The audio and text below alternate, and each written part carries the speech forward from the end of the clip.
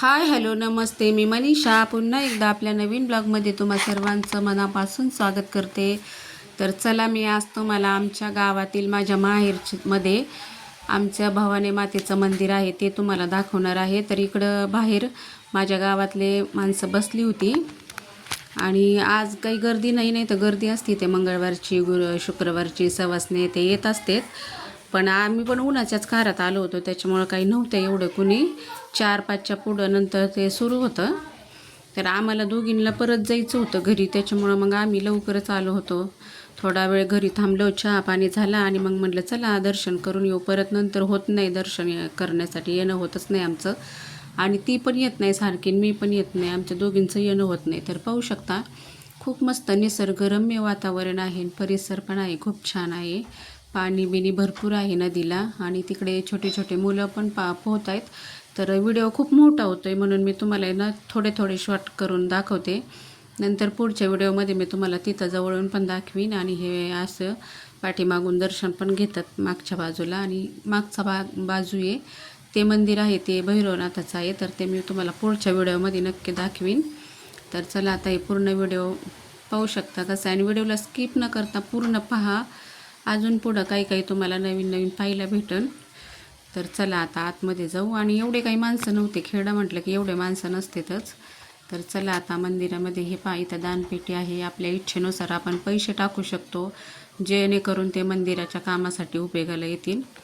आणि इथं असे कोणी काही दिलेलं मंदिरासाठी ते लावलेलं आहे वरती, ते पण दाखवते तुम्हाला. आणि इकडं चला हे पहा, हे म्हणजे नाही का पाहू शकता खूप मस्त मूर्ती आहे भवानीची. तर आता इथं मी ठेवते कॅमेरा आणि आता आम्ही दर्शन करून घेतो. आणि इथं आम्ही खूप वेळ बसलो पण होतो, खूप छान वाटत होतं, एकदम अगदी प्रसन्न वाटत होतं. असं वाटत होतं कधी कवर पण इथंच बसावं. इतकं मोकळं आम्हाला दर्शन भेटलं ना, काय सांगू तुम्हाला, खूप छान वाटलं मला तर. तर चला आता ताई आणि मी दर्शन करून घेते. आता यांचं दर्शन झालं आहे. आम्ही काही गाभाऱ्यामध्ये गेलोच नाही आतमध्ये, कारण गाभाऱ्यामध्ये जायला काही म्हणजे मोकळं होता परिसर तिथला सर्व. मग काय म्हटलं नको जायला आतमध्ये, मग तिथूनच केलं, जवळच होतो देवीच्या पार.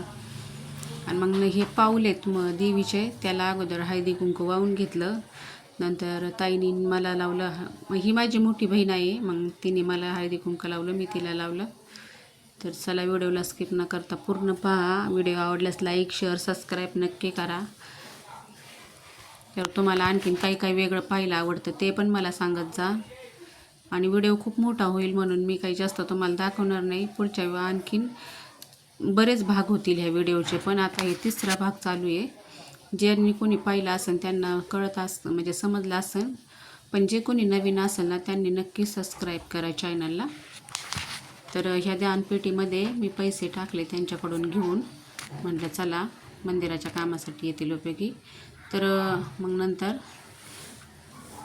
त्यांना म्हटलं काय मागितलं ते हसत होते. तर हा माझा छोटासा ब्लॉग तुम्हाला कसा वाटला हे कमेंट करून नक्की सांगा. व्हिडिओ आवडल्यास लाईक शेअर सबस्क्राईब करा. पुन्हा भेटू अशाच एका नवीन व्हिडिओसोबत.